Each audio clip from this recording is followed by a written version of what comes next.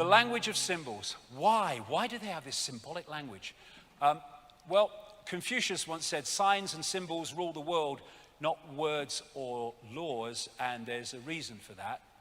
Because a symbol, like everything else, is just an information field carrying the information that it represents. Going to give you a number of examples as we go along here about this. And so, a symbol, we see it as a symbol, yeah, but that's the hologram. That's in the hologram. It's actually a vibrating information field, which enters the eyes. But it enters the eyes without fanfare. I can be looking at a symbol, I might not even know I'm looking at a symbol. I might be subconsciously looking at a symbol because it's just in my eye line and I'm not aware of it. But I'm taking in on a subconscious level that information field. But I don't know I am. Whereas, when you're getting communication to the ear, it's still a vibrating information field, what we call sound.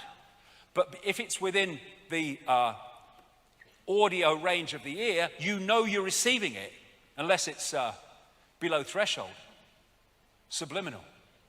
So the greatest way of getting information into the mind, into the brain, into the subconscious to influence perception is through the eyes, because you don't take it in. It's almost entirely subconscious. Look at that figure right at the start of the day, 11 million sensations a second, and the brain takes 40. But the subconscious takes the freaking lot, that's the point.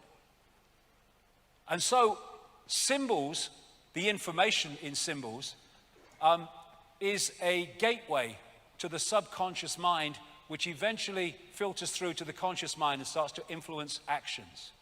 And when you focus on a symbol, you are, through entrainment, syncing your energetic field with what the symbol represents. Doesn't matter if you have a misguided idea of what you think it represents. What it actually represents dictates the frequency, and therefore when you sync with it, there will be an energetic connection through the symbol to that which it represents, because the frequencies are the same. So when you're focused on that, that's taking you into a certain low vibrational frequency. I mean, like I said, a symbol of a religion. Energy flows where attention goes. So if you can get people involved in rituals or anything that involves symbols, and you put their attention on it, you are connecting them energetically, frequency-wise, to what that represents. And, you know, sportsmen will say that when there's a big crowd and they're all on their side, willing them to win, they get energy from them. Why? Because the focus of the crowd on who they want to win makes an energetic connection with the person, and they start to feed more energy from the crowd. But it goes the other way too. When massive crowds focus on the symbols of this archontic force, whether it's personification or literal symbols, they're making the energetic connection, and their energy can be trawled because there is a frequency connection. And when you have these massive, massive rituals with unbelievable numbers of people, they're trawling energy. Go to a football match with a massively powerful atmosphere, and the hairs of the back of your neck stand up. Why? Because of the electromagnetic field generated by the crowd. That electromagnetic field en masse is what these people trawl. When you go to like Mecca and they're focusing on this, and we'll come to what that is shortly, what that represents is creating a frequency connection through what that represents to what that actually is. When they focus on Mecca, they're focusing on that Kaaba cube, and there are consequences energetically for that. When you have a satanic stage show and the crowd, the kids are focused on it, what it's doing is locking them into that frequency. Entrainment. So there's so many ways that we are fed off in that way. And symbols is a massive way. Of course, the eye is a universal symbol of this network. There you see the eye on the necklace of the mysteries. It goes way, way back. In banking and politics, in church, in state, you see it. This is thousands of years old, found in Ecuador. And there is the eye and the 13 levels of the pyramid. And under ultraviolet light, that even shines the illuminated eye. And that's what you find on the dollar bill. It's one of the major symbols of this archontic network. And there's 13 levels, exactly as in Ecuador thousands of years ago. There it is in Freemasonry, because you'll find it in Satanism, you'll find it in Freemasonry, you'll find it in banking, you'll find it in politics, because they all ultimately are worshipping the same gods. That's MI5. There it is again, the security agencies. MI6, again, the pyramidal shape. This is a church. I think it's in Poland. And here we go, old twerper's back. There you go, have a twerp. Stage show, there it is, classic. And these are locking people in. There's Madonna. What's the chances of this? Katy Perry, Angelina Jolie, Lady Gaga, CBS, Jay-Z. Unbelievable. What's the chances of Chancellor Merkel doing that every time? That's bloody ludicrous. It's not even a natural thing to do. And then you look, I mean, this is unbelievable, this. Animated bloody cartoons and stuff. This pyramid and all-seeing eyes frickin' everywhere. I'm not going to, go through them all because, of time, but every one of the shots that you're going to see has got that in it. Look at them. All over the bloody place. And this is feeding something into the subconscious of those who watch, overwhelmingly kids. The programming starts subconsciously from the earliest age. Like the Olympics in 2012, the one-eyed man, the eye. Here you had the Monsters, Inc. The central character had a single eye, and the monsters were feeding off the energy of children. It was their sustenance. And then you have this is unbelievable again, the number of personalities who get photographed covering one frickin' eye up in some form. I mean, look at it. And there's hundreds more. And most of them won't know. Another great symbol of this archontic network in all its forms is the flame or the lighted torch. And what the Gnostics said was that the archons are made from luminous fire, the jinn were made from smokeless fire, according to the Islamic belief, and the archon phoenix, that all comes from this archontic symbolism, the phoenix rising from the ashes in fire.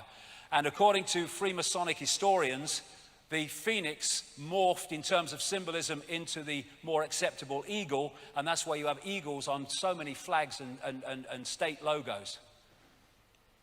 So all this is putting information into the subconscious mind to filter through to the conscious mind. So, in plain sight, Saturn. Saturn is, I would say, after my research over the years, is fundamental to understanding how this, quote, bad copy became our fake reality and continues to be so. First of all, Saturn was widely worshipped in the ancient world. Question, why would it be when we can hardly frickin' see it, never mind what the ancients could do? Well, there's a story about why. This, as we see it today, wasn't always like it was, and in geologically very recent times, it wasn't like this. People like Immanuel Velikovsky and others have studied over the years and written books, and they've been followed up by people like the Electric Universe researchers like David Tolbert and Thornhill in books more recently, as they have looked at the evidence that there was a catastrophic upheaval in the solar system in the relatively recent past, not yesterday afternoon, but the relatively recent past, which could well sync with when this bad copy fake reality was locked in. All over the world you have global destruction myths and catastrophe myths manifesting under names like Atlantis and Lemuria and Mu, but they are unbelievable in their common themes of how they describe what happens. And after this movement of planets, which was a massive disruption of the electromagnetic order, as I mentioned earlier, which meant the stability had gone, they ended up where we see them today. Now, this is a fantastic book. I almost can't get it now, and if you can, it costs a fortune. But represents a magnificent piece of research by this man, David Tolbert, one of the people involved in the electric universe information. It's called the Saturn myth. And what he did was study the worship of Saturn all over the world, studied its symbolism, studied what they said about it, studied why they said they worshiped Saturn. And what came out was this, that Saturn, once upon a time, was anywhere but where it is now, and at the time it had no rings. Come to that as we go along. Actually, it was the dominant planet, I would say star, sun, in the Earth sky. And the way they describe it, it went around in an orbit in sync with Mars and Venus as it moved around. And that was the dominant light, the dominant sun, if you like, from Earth in the Golden Age. And I say that Saturn is a dwarf star, which is not a great, amazing thing because there's so many dwarf stars out there, they say now, it's unbelievable. And what they said in the early astronomical traditions is that Saturn was the primeval sun. That's how they described it. And Plato referred to Saturn as Helios, the sun god. Not our sun that we see today, the Saturn sun, referred to as Helios. Now, we take Helios to mean our sun, because it's the sun god. I say that's a mistake. Actually, they were talking about Saturn. And Diodorus of Sicily, an ancient historian, reported that the Chaldeans in the same area, Sumer, Babylon, now Iraq, called Saturn by the name Helios and said that this was because Saturn was, quote, the most conspicuous of the planets, which fits exactly with Tolbert's research across and I tell you, it's across the global cultures. The creator of modern Christianity worshipped Sol Invictus, the unconquered sun. Sol, it turns out, was another name that was used for Saturn and not the sun we think we see today. So when you start to let it kind of filter through, that at least most of the ancient sun gods were referring to the Saturn sun, not the sun we see today.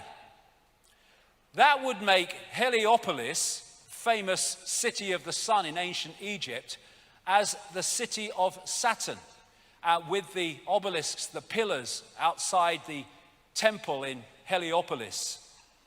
And that relates so closely to Solomon's temple, the mythical Solomon's temple. Every syllable of Solomon means the sun. Question now is which sun?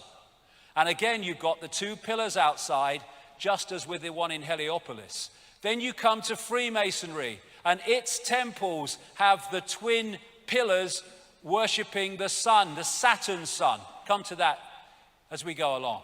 So when you go in this symbol, absolutely obsessed network, you come to the twin towers, the twin pillars. A coincidence? No chance. And what are the chances of this if that is the Saturn sun, Helios, Heliopolis? This obelisk in St. Peter's Square is an original obelisk put there from Heliopolis, I would say the city of the Saturn sun. And I've been saying for years and years and years and years that the Roman Church is worshipping Saturn. The Bennu bird of Heliopolis was symbolized as Atum Ra. Both symbolized Saturn. And the Bennu bird became the phoenix, which became the eagle, as Freemasonic historians talk about. They worship Saturn as the old sun, the dark lord, and the lord of the rings. Later, Satanism is Saturnism. And it's also symbolized as a eye.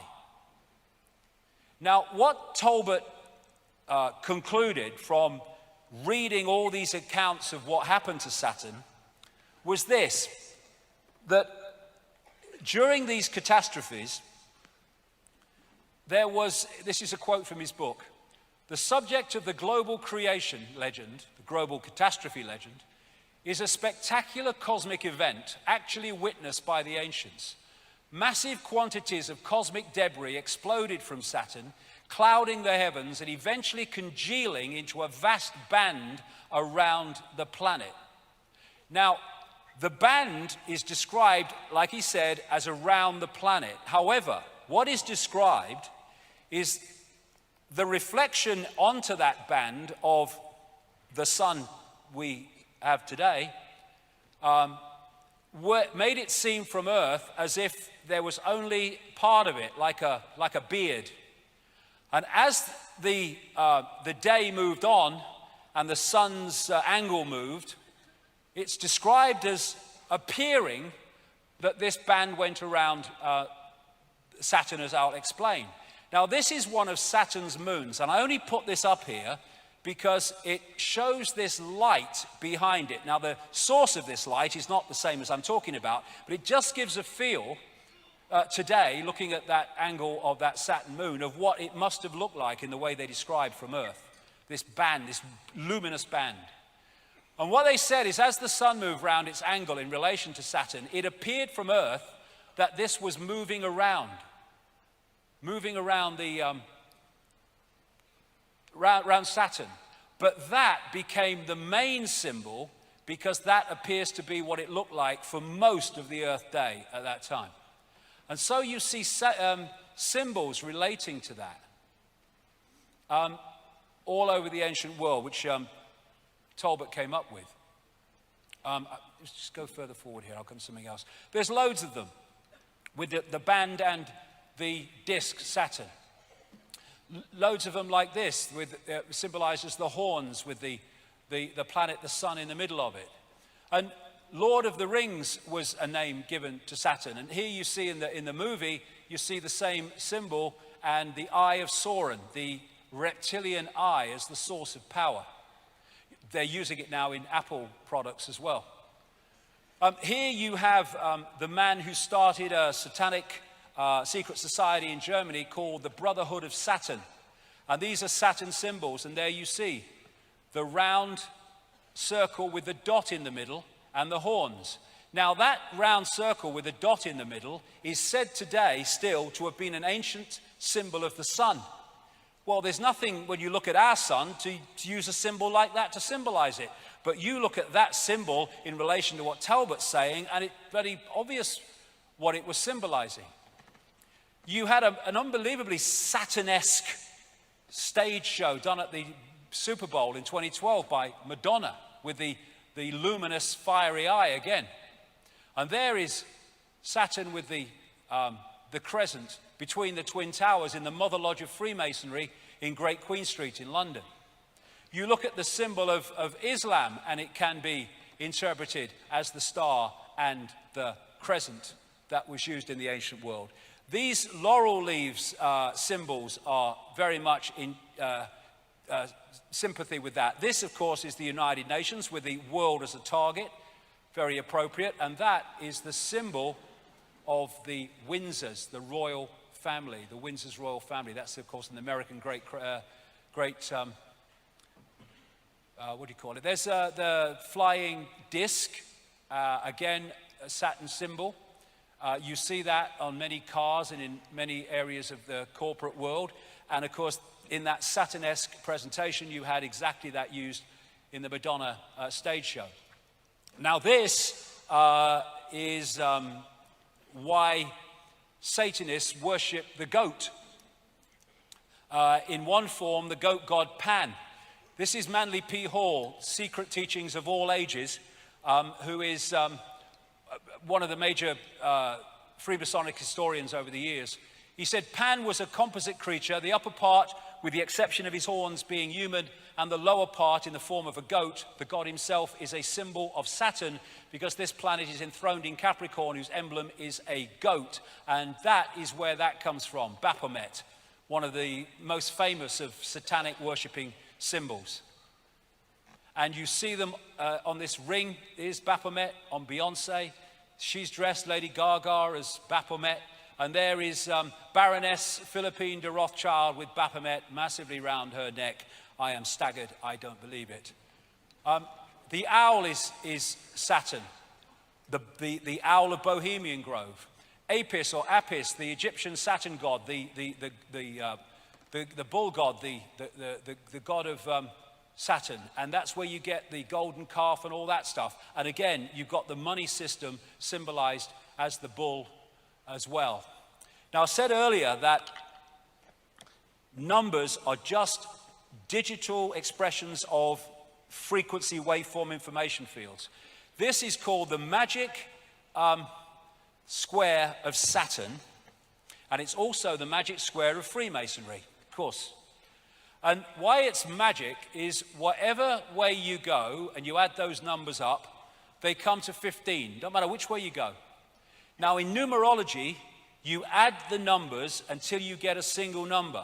So 15 in numerology is 666. 666. And that represents the energy frequency of Saturn, which I'll come to.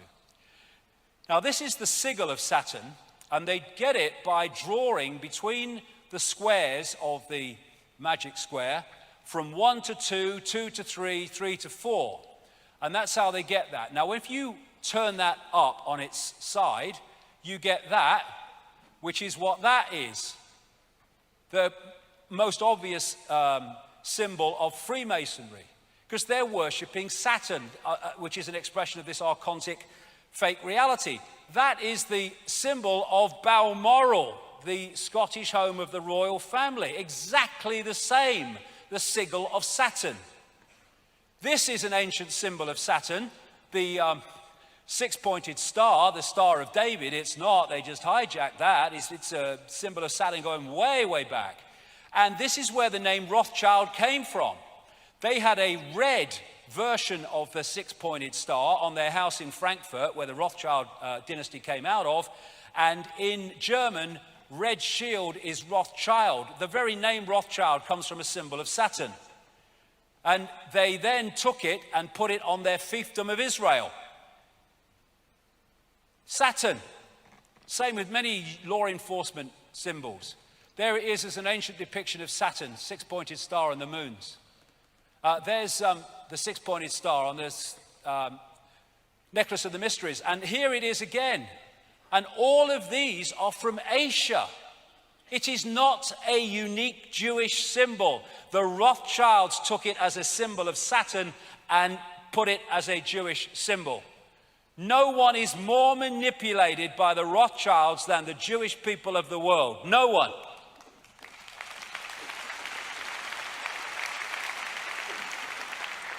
And here you have it in Christianity, the six-pointed star, an old ex-pope.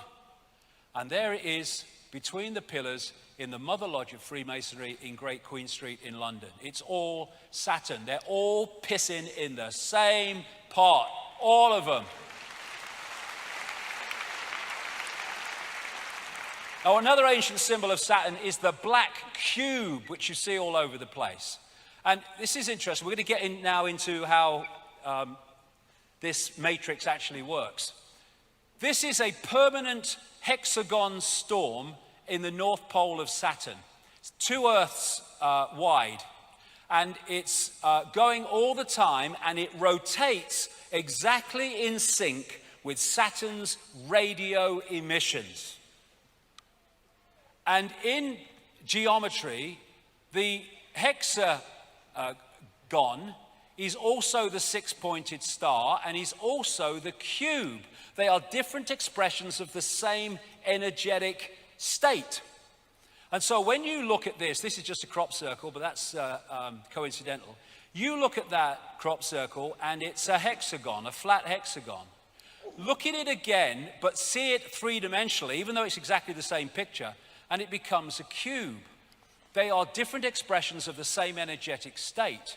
So a hexagon is also a cube, is also a six-pointed star in geometry.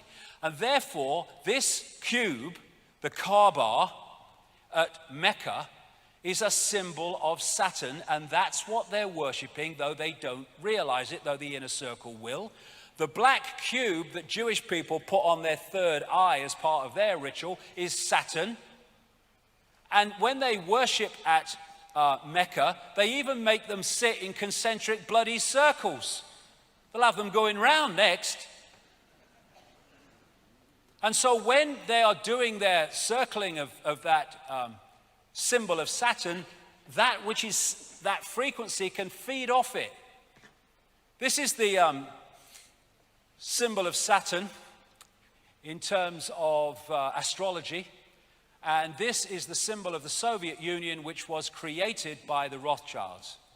The symbol of Saturn, the hammer and the sickle. Sickle become relevant shortly. In fact, now. This is the ancient Greek god of Saturn called Kronos, the bearded man, holding the scythe. And Kronos is Father Time with the scythe and the beard. Chronos, chronology, time. It's where it comes from. It's going somewhere. Saturn is the god of space and time, so it is said. Crown comes from Kronos, the god of Saturn in ancient Greece. The Grim Reaper is Saturn with the scythe, the death cult, exactly. Then you've got El and the Elohim. El is the Jewish god or the Hebrew god of Saturn. I would say El and the Elohim in the biblical realm is Demiurge and the archons. And you have archangels, Michael, Gabriel. The El goes all over the place. We have elections where the pawns are elected to serve the elite. We have Israel. And that is the symbol of El, the black cube. It's Saturn. The black sun, the dark lord, the demiurge, Saturn, Kronos, Satan, they're all different ways of saying the same thing. Then you have the bearded man. The god is always kind of symbolized with a beard.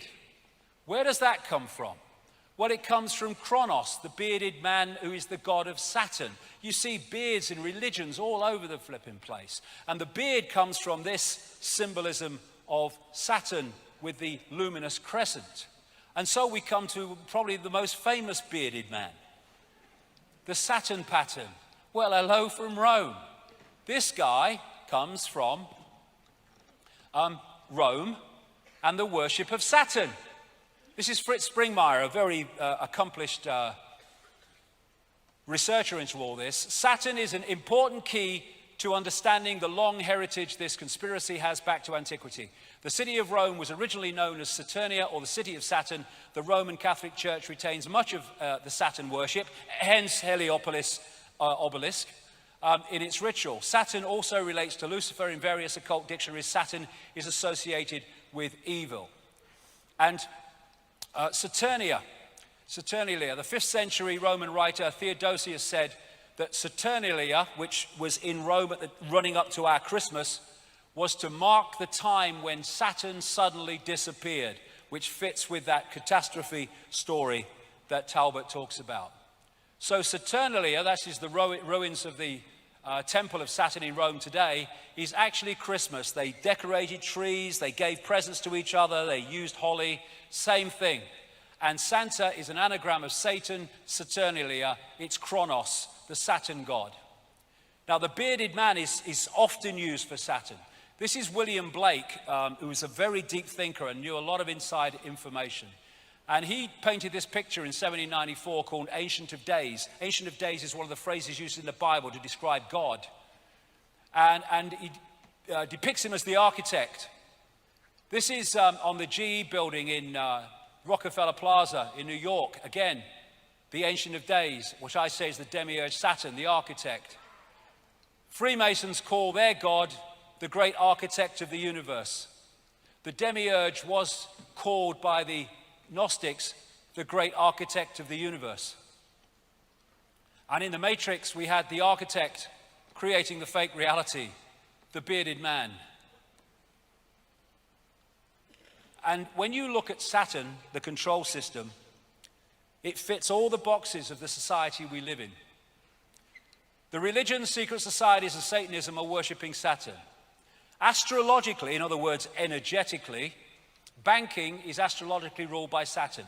Politics and the institutions of state of all levels astrologically ruled by Saturn. Corporations astrologically ruled by Saturn. Law in the court system astrologically ruled by Saturn. Science astrologically ruled by Saturn. And it's amazing that the left side of the brain and the traits of it, and the Saturnian traits and the reptilian brain traits are remarkably the same. So all these different parts of the human institutions of society are Saturn's little helpers. The vast majority not knowing, the inner circle absolutely knowing. All this court symbolism and religious symbolism and the headgear in education, it's all Saturn. And you see it endlessly in corporate logos. Now, Jordan Maxwell has been talking about Saturn symbolism being all over society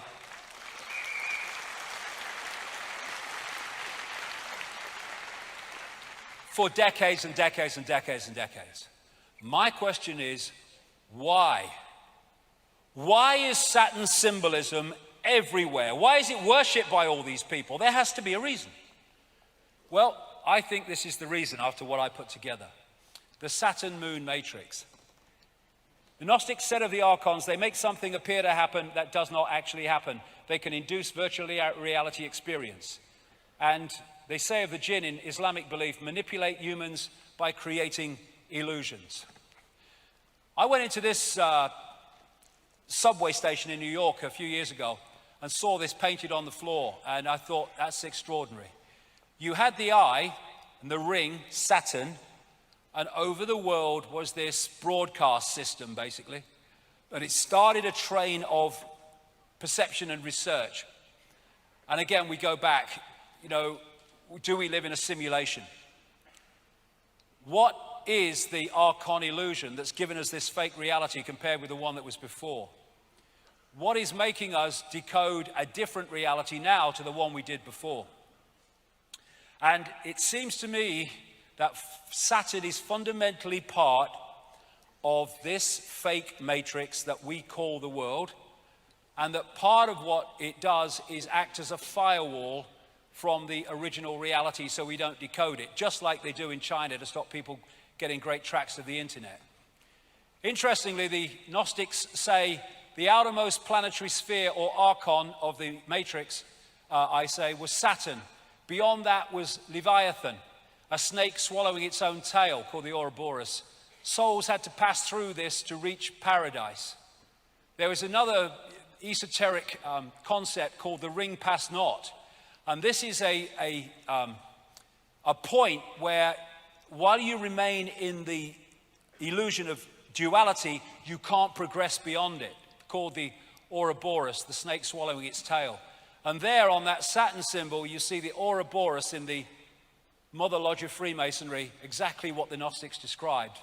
And within that reality is what we call time, the great controlling mechanism, Chronos, and Saturn, the god of time and space. Now, coming from Saturn is a particular frequency, and it's the frequency that's making that storm at the North Pole. And this is Saturn, which is recorded by NASA.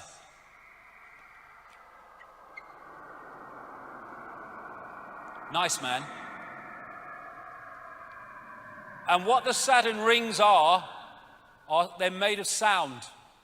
I had this sent to me by a sound engineer. This is a ring of Saturn from a particular angle.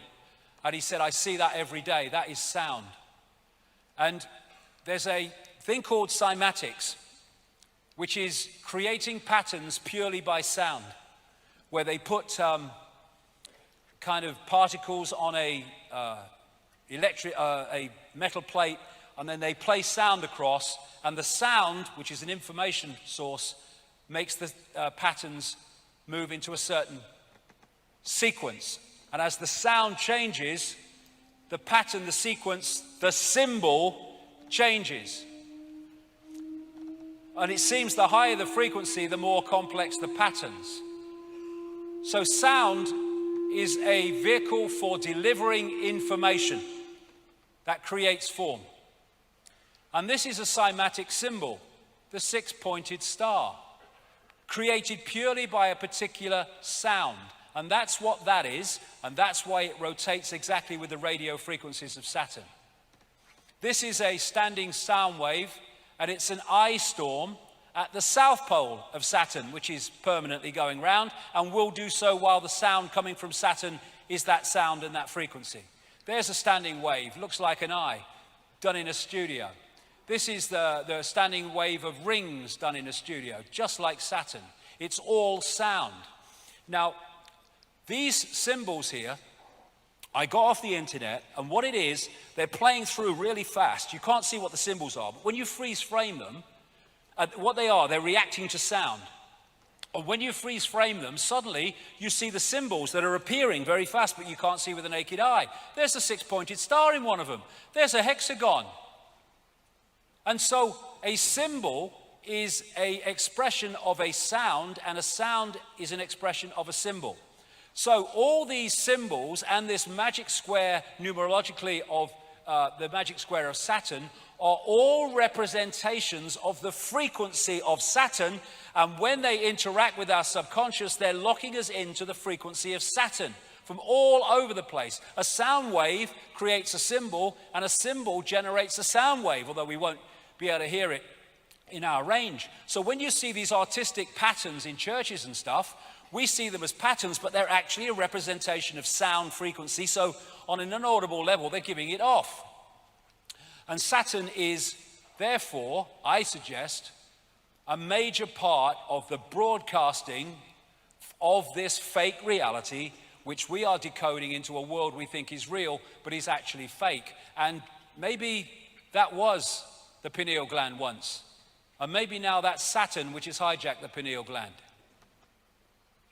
So Saturn was ringless according to the ancients before this great catastrophe. So where did the bloody rings come from?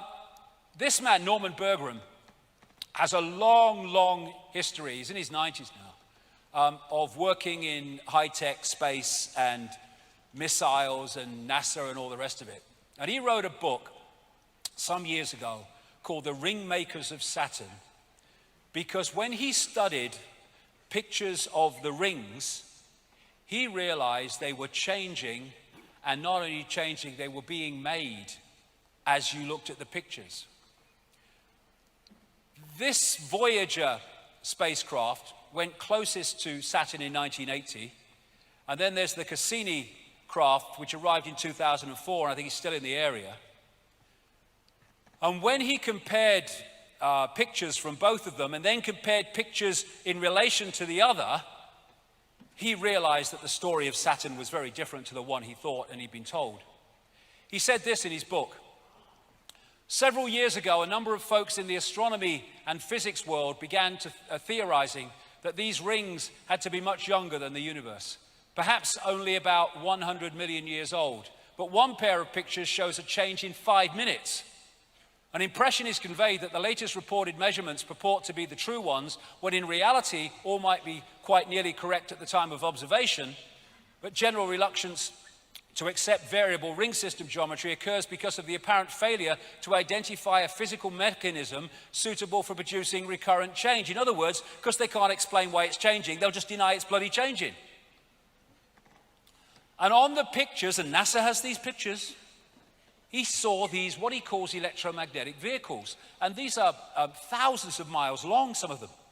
And if anyone thinks that's fantastic, that's the Earth in relation to Saturn. We're not talking about the same relationship to size. And there's loads of them on these pictures. These electromagnetic vehicles, he calls them, all over the place. Here's one pictured next to the rings by the Hubble telescope. Here's a few NASA pictures showing one of them apparently moving. You put the pictures together. Why have we never heard of these except through Norman Berggren?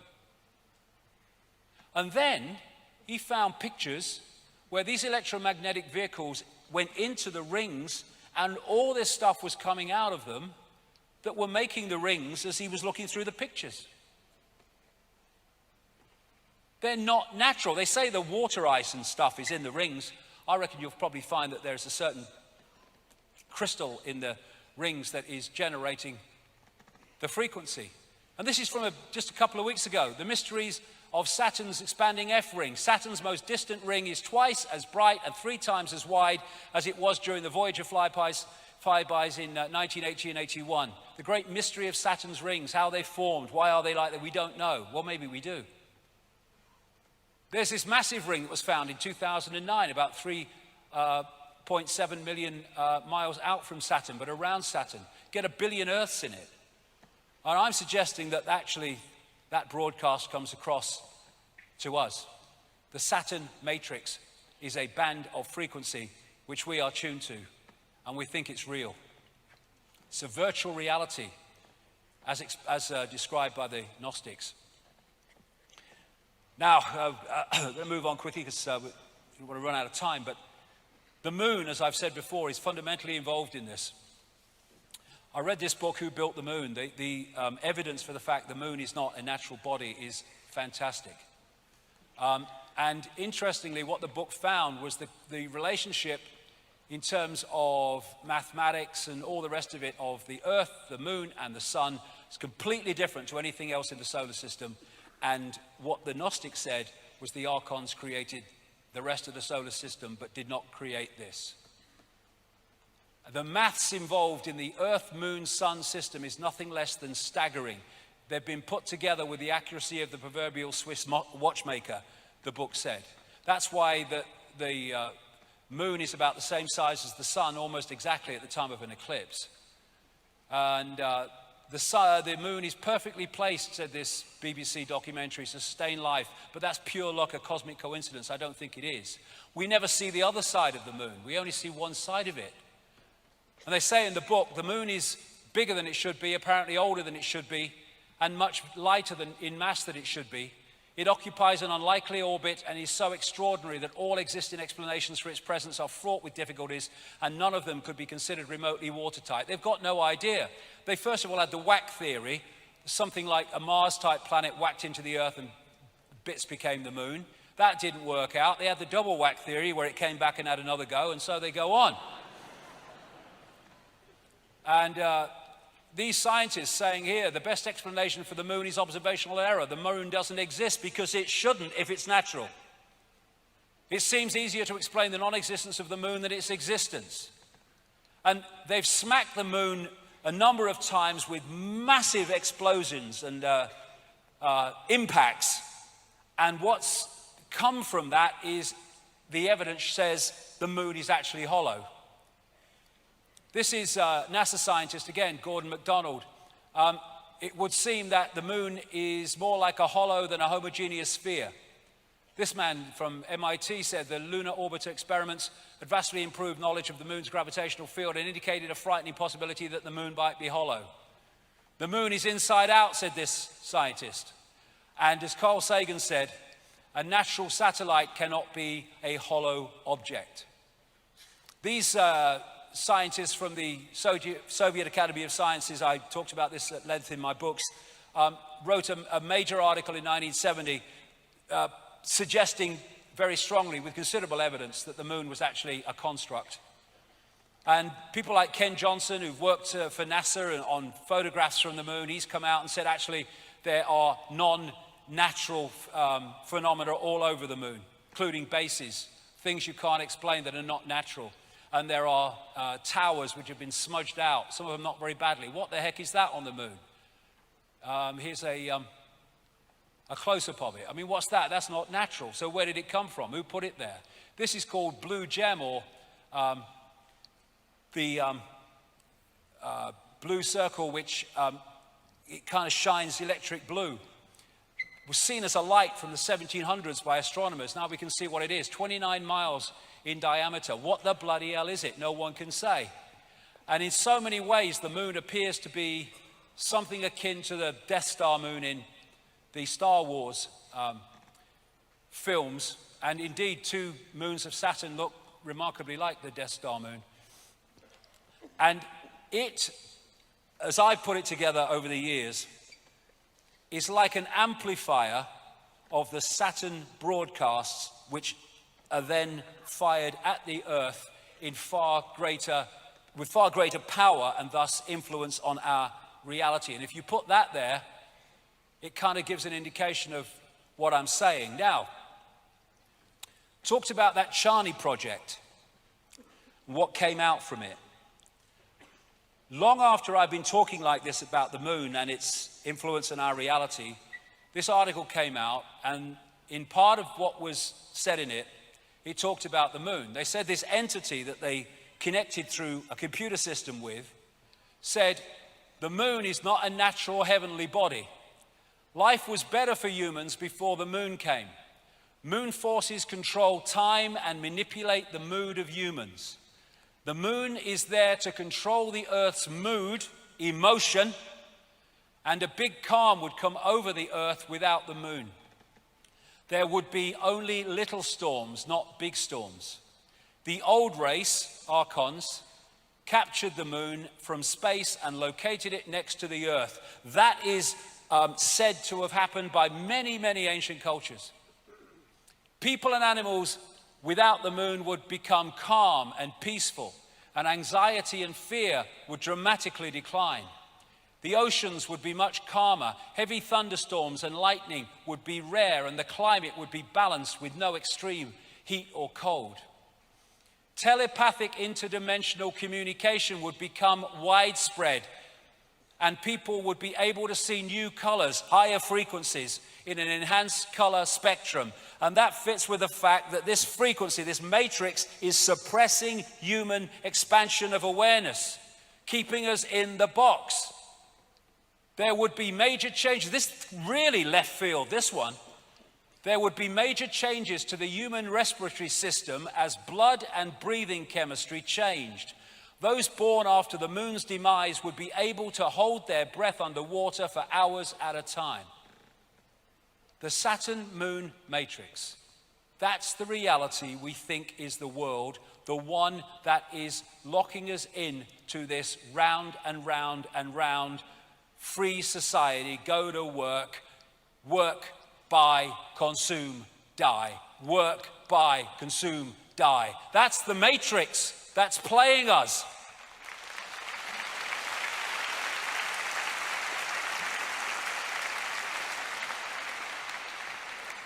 Control the energy scene, you control human perception. We are in a band of frequency. A band of frequency is the matrix, a band of frequency of information. We are blinded by the light. We look at light and we think light is like luminous, but that's just the decoded expression of an energetic frequency field that we call light. And when they talk about God saying, "Let there be light" in the Old Testament, I would suggest that's far more likely this demiurge, fake God in this Genesis description, building the matrix. Let there be light. The speed of light in the walls of the matrix.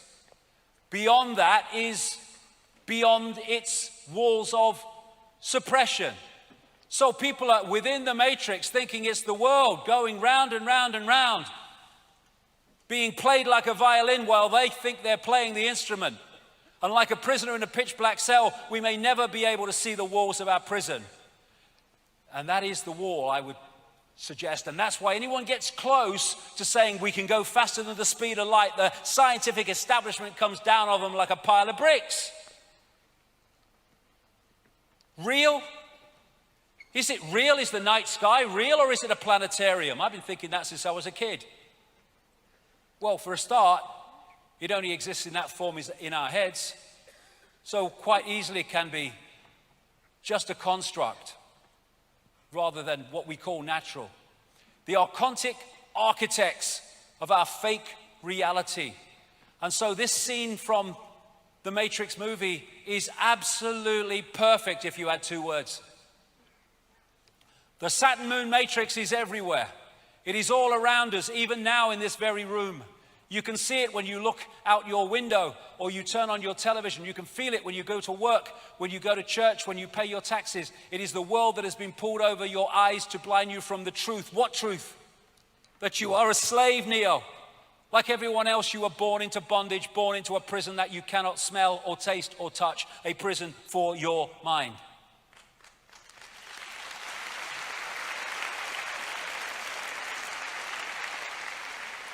Human world, no, it's the Archon world, and they're trying to make it more and more the Archon world, which is why the world is changing in its image. And I came across these books of Carlos Castaneda long after I was into all this stuff. And I fell off my bloody chair nearly when I read some of it. They're based on the words of a Central American shaman called Don Juan Matus. And this is what he said. We have a predator that came from the depths of the cosmos and took over the rule of our lives. Human beings are its prisoners. The predator is our Lord and Master. It has rendered us docile, helpless. If we want to protest, it suppresses our protest. If we want to act independently, it demands that we do not do so. Indeed, we are its prisoner. They took over us because we are food to them, yes, low vibrational emotional energy. And they squeeze us mercilessly because we are their sustenance. Just as we rear chickens in coops, the predators rear us in human coops, human eros. Therefore, their food is always available to them, especially if there's lots of wars. Think for a moment and tell me how you would explain the contradictions between the intelligence of man the engineer and the stupidity of his systems of belief, or the stupidity of his contradictory behavior. Sorcerers believe that the predators have given us our systems of beliefs, yes, our ideas of good and evil, yes. Our social mores, they are the ones who have set up our dreams of success or failure. They have given us covetousness, greed, and cowardice. It is the predator who makes us complacent, routinary, and egomaniacal. In order to keep us obedient and meek and weak, the predators have engaged themselves in a stupendous maneuver. Stupendous, of course, from the point of view of a fighting strategist, a horrendous maneuver from the point of those who suffer it. They gave us their mind. The predator's mind is baroque, contradictory, morose, filled with the fear of being discovered any minute now. They gave us their mind because they gave us their frequency, and we are decoding their frequency and thus becoming part of their hive mind.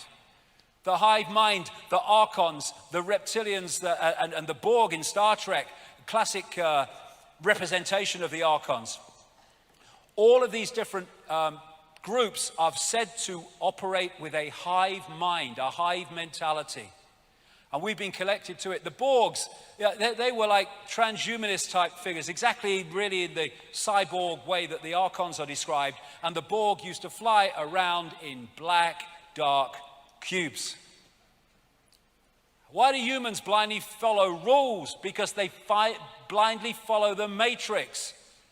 Don Matter said, I know that even now, even though you have never suffered hunger, you have food anxiety, which is none other than the anxiety of the predator who fears that any moment now its maneuver is going to be uncovered and food is going to be denied. Though through the mind, which is after all their mind, the predators inject into the lives of human beings whatever is convenient for them, and they ensure in this manner a degree of security to act as a buffer against their fear. Sorcerers of ancient Mexico reasoned that man must have been a complete being at one point, with stupendous insights, avatar society, feats of awareness that are mythological legends nowadays. And then everything seems to disappear and we have now a sedated man. What I'm saying is that we have against us is not a simple predator.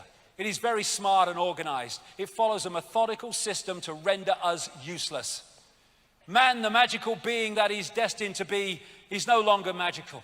He is an average piece of meat. There are no more dreams for man than the dreams of an animal who is being raised to be a piece of meat, trite, conventional, imbecilic.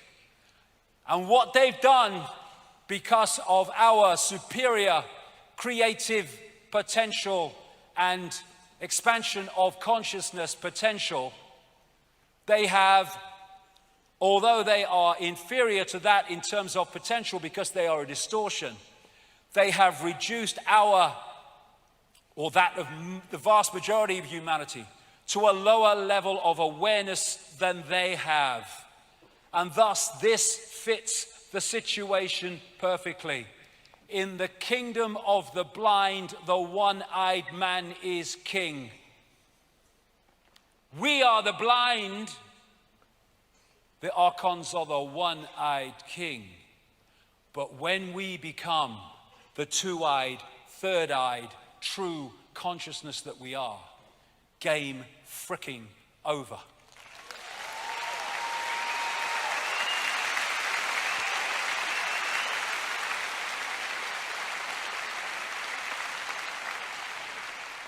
Psychopaths have hijacked the world, and it's time to take it back. I have no power is what the Matrix keeps telling us, and what the agents of the Matrix keep telling us. You have to look to authority. We have the power. Awakened, we have the power, and humanity is awakening.